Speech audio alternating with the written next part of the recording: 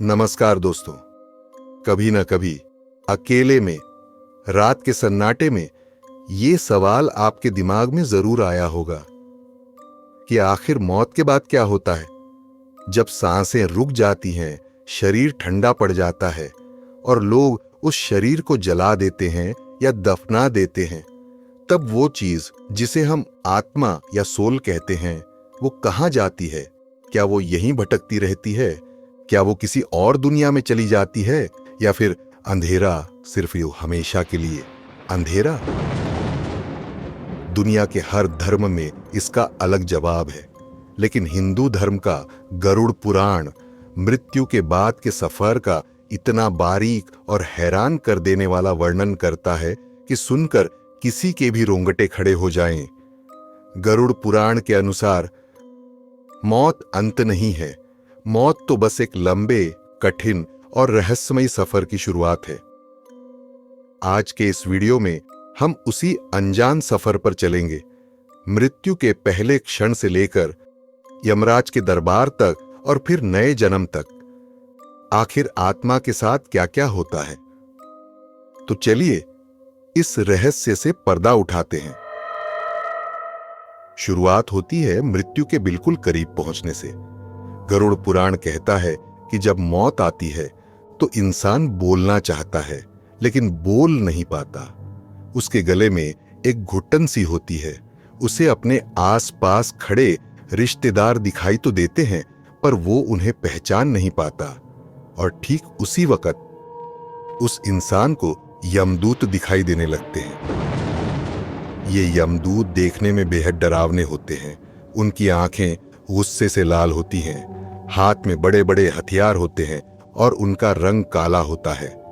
उन्हें देखकर आत्मा डर के मारे शरीर छोड़ने के लिए तड़पने लगती है। यही वो पल है जब आत्मा शरीर से अलग होती है। शास्त्रों में कहा गया है कि आत्मा का आकार यानी साइज हमारे हाथ के अंगूठे जितना यानी अंगुष्ठ मात्र होता है। जैसे ही आत्मा शरीर से बाहर निकलती है, यमदूत उसे पकड़ लेते हैं, ठीक वैसे ही जैसे सिपाही किसी अपराधी को पकड़ते हैं। लेकिन कहानी यहां खत्म नहीं होती। ये तो बस शुरुआत है।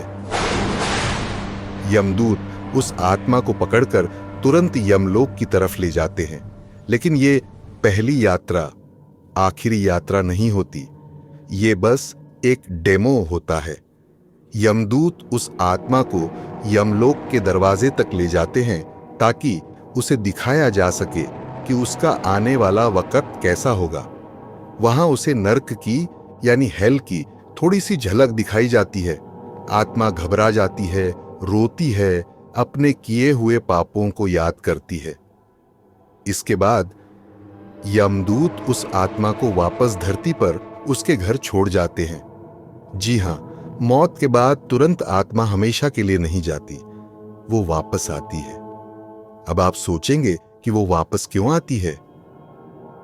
वो वापस आती है अपने शरीर के पास, लेकिन तब तक शरीर या तो जला दिया गया होता है या दफना दिया गया होता है। आत्मा अपने घर वालों को रोती हुई देखती है। वो उनसे बात करने की कोशिश करती है, चिल्लाती है, लेकिन कोई उसे सुन नहीं पाता, कोई उसे देख नहीं पाता। अपनी बेबसी देखकर आत्मा भूख और प्यास से तड़पने लगती है। गरुड़ पुराण के अनुसार मौत के बाद अगले 10 से 13 दिनों तक आत्मा यहीं धरती पर अपने घर के आसपास रहती है। यही वजह है कि हिंदू धर्म में मौत के बाद 13 दिनों तक अलग अलग विधि विधान किए जाते हैं। इन 13 दिनों में जो पिंडदान किया जाता है वो बेहद जरूरी होता है। क्यों? क्योंकि जब आत्मा शरीर छोड़ती है तो वो प्रेत रूप में होती है। वो नंगी होती है और उसे बहुत भूख लगती है। घर वाले जो पिंडदान करते हैं उससे आत्मा का एक नया सूक्ष्म शरीर बनता है। इस शरीर को आतिवाहिक शरीर कहा जाता है। ये वही शरीर है जो आगे का लंबा सफर तय करेगा। अगर पिंडदान न किया जाए तो आत्मा प्रेत बनकर सदियों तक धरती पर भटकती रहती है, प्यासी और बेचैन। 13वें दिन जब अंतिम संस्कार की सारी विधियां पूरी हो जाती हैं, तब आत्मा की असली परीक्षा शुरू होती है। अब यमदूत वापस आते हैं और इस बार वो आत्मा को लेकर एक लंबे सफर पर निकल पड़ते हैं। ये सफर कोई मामूली सफर नहीं है। गरुड़ पुराण कहता है कि धरती और यमलोक के बीच की दूरी 86,000 योजन है। अगर आज के हिसाब से देखें तो ये लाखों किलोमीटर की दूरी है। और सबसे डरावनी बात यह है कि आत्मा को ये दूरी चलकर तय करनी पड़ती है। इस रास्ते को वैतरणा का रास्ता कहा गया है। ये रास्ता बेहद खौफनाक है। यहाँ न कोई पेड़ है छांव के लिए, न कोई पानी की बूंद। यहाँ का सूरज आग बरसाता है। रास्ते में नुकीले कांटे हैं जो आत्मा के पैरों को छलनी कर देते हैं। कहीं पर आग की लपटें हैं तो कहीं पर सांप और बिच्छू हैं जो आत्मा को डसते रहते हैं। जो आत्मा पापी होती है, जिसने जीवन भर लोगों को सताया है, उसे यमदूत घसीटते हुए ले जाते हैं। वो रोती है, गिड़गिड़ाती है, पानी मांगती है, लेकिन यमदूत उसे खून और पीप पीने को देते हैं। वहीं जो पुण्यात्मा होती है, जिसने अच्छे काम किए होते हैं, उनके लिए ये रास्ता थोड़ा आसान हो जाता है। उन्हें इतना कष्ट नहीं होता। इस सफर के बीच में सबसे बड़ा और सबसे डरावना पड़ाव आता है वैतरणा नदी। क्या है ये वैतरणा नदी? शास्त्रों में इसका वर्णन सुनकर ही पसीने छूट जाते हैं। कहा जाता है कि ये नदी पानी से नहीं बल्कि खून, पीप, हड्डियां और कीड़े मकोड़ों से भरी हुई है। इस नदी में से भयंकर बदबू आती है। इसमें बड़े बड़े मगरमच्छ और मांस खाने वाले पक्षी रहते हैं। जब आत्मा इस नदी के किनारे पहुंचती है तो नदी उफान मारने लगती है। आग की लपटें उठने लगती हैं। आत्मा डर के मारे पीछे हटने लगती है, लेकिन यमदूत उसे जबरदस्ती उस नदी में धक्का दे देते हैं। यहां एक बहुत महत्वपूर्ण बात आती है, गौदान यानी गाय का दान। माना जाता है कि अगर मरने वाले ने अपने जीवन में या उसके परिवार ने उसकी मौत के बाद किसी गाय का दान किया हो तो वो गाय इस वैतरणा नदी के किनारे आत्मा को मिलती है। आत्मा उस गाय की पूंछ पकड़कर इस भयंकर नदी को आसानी से पार कर लेती है। लेकिन जिसने कभी कोई दान नहीं किया, वो इस नदी में डूबता उतरता कीड़े मकोड़ों के काटने का दर्द सहता हुआ सालों तक इसमें फंसा रहता है। इस पूरे सफर को तय करने में आत्मा को लगभग 1 साल का वक्त लगता है। यही वजह है कि हिंदू धर्म में मौत के 1 साल बाद वर्षी या श्राद्ध किया जाता है। माना जाता है कि तब तक आत्मा यमलोक पहुंच चुकी होती है। 1 साल के कठिन सफर के बाद आत्मा आखिरकार यमलोक पहुंचती है। यमलोक का दृश्य बड़ा ही भव्य और डरावना दोनों होता है।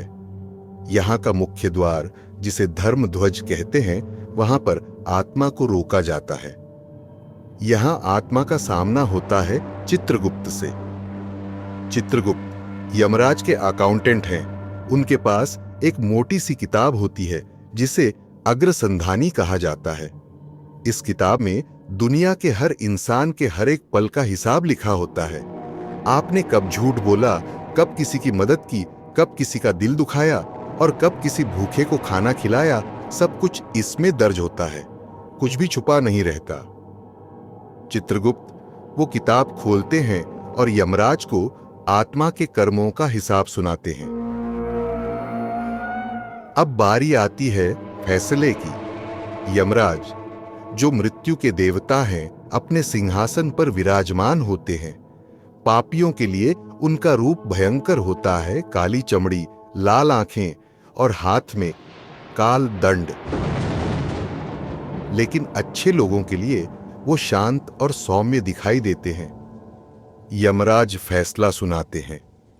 गरुड़ पुराण में हजारों तरह के नरक यानी हेल का जिक्र है और हर पाप के लिए एक अलग सजा है।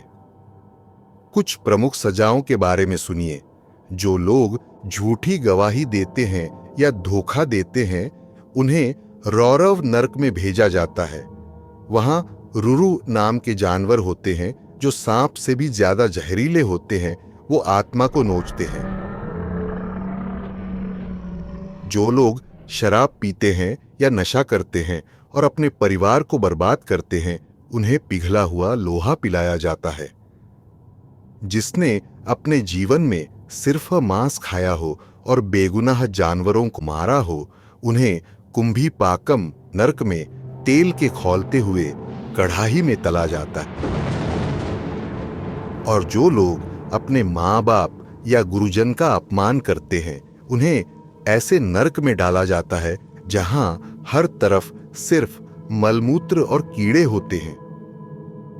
ये सजाएं सुनने में काल्पनिक लग सकती हैं, लेकिन गरुड़ पुराण का उद्देश्य इंसान को डराना नहीं, बल्कि उसे सही रास्ते पर लाना है। ये समझाना है कि हर एक्शन का एक रिएक्शन होता है, हर कर्म का फल भोगना ही पड़ता है। जब आत्मा अपने पापों की सजा काट लेती है, या अगर उसने अच्छे कर्म किए हैं तो स्वर्ग के सुख भोग लेती है, तब उसका अगला पड़ाव आता है पुनर्जन्म, यानी रीबर्थ। लेकिन सवाल यह है कि अगला जन्म किसका मिलेगा? क्या फिर से इंसान बनेंगे या कोई जानवर? ये भी पूरी तरह से आपके संचित कर्मों पर निर्भर करता है। गरुड़ पुराण और दूसरे ग्रंथ कहते हैं कि 84 लाख योनियां हैं, यानी 84 lakh types of life forms. कीड़े, मकोड़े, पेड़, पौधे, जानवर, पक्षी, और इन सब में सबसे आखिरी और सबसे दुर्लभ है मनुष्य जन्म। अगर किसी आत्मा के कर्म बहुत अच्छे हैं तो उसे फिर से मनुष्य का शरीर मिलता है ताकि वो मोक्ष की प्राप्ति कर सके। लेकिन अगर कर्म खराब हैं तो आत्मा को नीची योनियों में भटकना पड़ता है, कभी कुत्ता बनकर, कभी सांप बनकर, तो कभी पेड़ बनकर सदियों तक खड़े रहकर अपने पाप धोने पड़ते हैं। इस साइकिल से निकलने का सिर्फ एक ही रास्ता है, मोक्ष। मोक्ष का मतलब है इस आना जाना, मरना और जीना के चक्कर से हमेशा के लिए आजादी। जब आत्मा को ये एहसास हो जाता है कि मैं ये शरीर नहीं हूं, मैं परमात्मा का ही एक अंश हूं, तब वो वापस परमात्मा में मिल जाती है, जैसे एक बूंद समंदर में मिल जाती है। गरुड़ पुराण हमें यही सिखाता है। ये ग्रंथ सिर्फ मौत की कहानी नहीं है, ये जीवन जीने की कला है। ये हमें बताता है कि मौत से डरना नहीं चाहिए, बल्कि अपने कर्मों को सुधारना चाहिए, क्योंकि जब हम दुनिया से जाएंगे तो न पैसा साथ जाएगा, न रुतबा, न रिश्तेदार। साथ जाएगा तो सिर्फ आपका किया हुआ कर्म।